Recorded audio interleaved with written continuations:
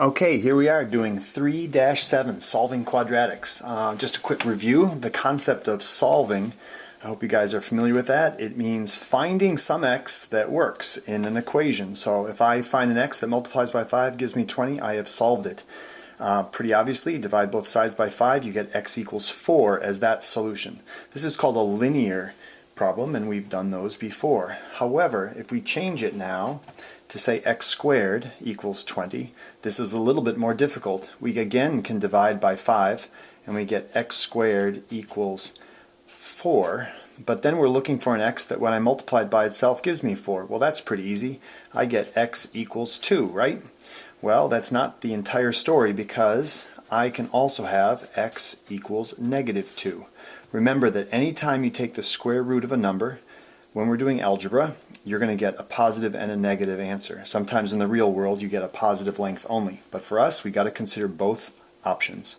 Alright, so now this one is a little bit more difficult. We're looking for a number that when we square it and multiply it by 3, and then take that number and multiply it by 3, we get 18. So can you think of an example that will do that? Well, obviously if we try 0, we won't get it, because that's 0 plus 0. If we try 1, we'll get 3 plus 3, that's not 18. If we try 2, we get 4 times 3, that's 12. And 3 times 2, that's 6, and 12 plus 6 does give me 18. So you can see that 2 then is a solution. Alright, because it does give us 18. That's what I say, 12 plus 6 equals 18. Alright, so there's our check. But we need a method that is more reliable than guess and check, because maybe there's another solution. In fact, there's sort of a rule that if you have a parabola, it's possible for it to cross a line in two places, so you really have to look for two solutions. We need a better method than just guess and check. You can pause and try guessing all you want, but I will show you, when you come back, a method that works every time.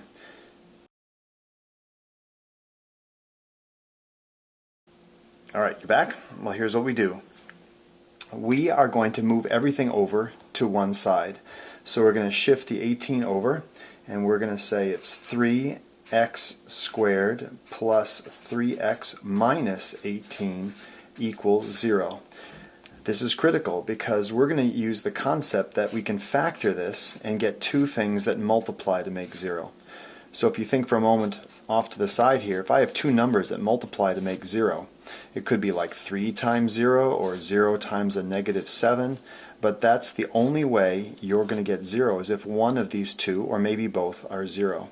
So when I factor this, I'm going to say, hey, when is this side going to be equal to 0, and when is this side going to be equal to 0? Alright? Well, to factor this, you always go through the techniques that we learned when we did factoring last couple sections ago. So can I take out a common number? Yes, I can. I can take out a 3. So when I do that, I get x squared plus x minus 6 equals 0. I can't take an x out because there are no x's there, so I've simplified that as much as I can. Why am I able just to get rid of the 3? Because I'm really dividing everything by 3, including the 0, and 0 divided by 3 is just 0. So now this is a fairly easy factoring problem. I just need to look at that and say, well, that's got to be x and x. That's a minus, so one of these is plus and one of these is minus. Two numbers that multiply to make negative 6 that add to make an invisible 1 are going to be a plus 3 and a minus 2. And that is equal to 0. So when is this equal to 0 and when is that equal to 0? Well, my solutions are going to be when x equals negative 3 and x equals positive 2. We've already found 2. Let's see if negative 3 works. When I plug in negative 3 and square it, I get a positive 9 times 3 is 27.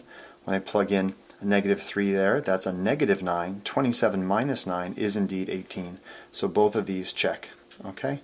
So that's how we solve a quadratic.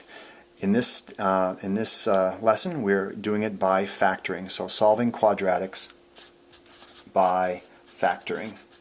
So you need to brush up on those factoring skills. You can go back and polish those a little bit. The thing I'll say in conclusion is that remember that when we're graphing a parabola, it can cross in two places. This line right here is the line when y equals 0. So it sort of makes sense that in a parabola like this, x squared equals 4, that if I move the 4 over to the other side, that'll become x squared minus 4 equals 0. If I make that equal y and I graph it, well, I'll go down 1, 2, 3, 4, just like we did when we were graphing them. This is my equation to graph, and I can go up, and I can go up, and I'll see that this is going to cross at positive 2 and at negative 2, my two solutions. So it makes sense visually, and it makes sense mathematically. All right, good luck.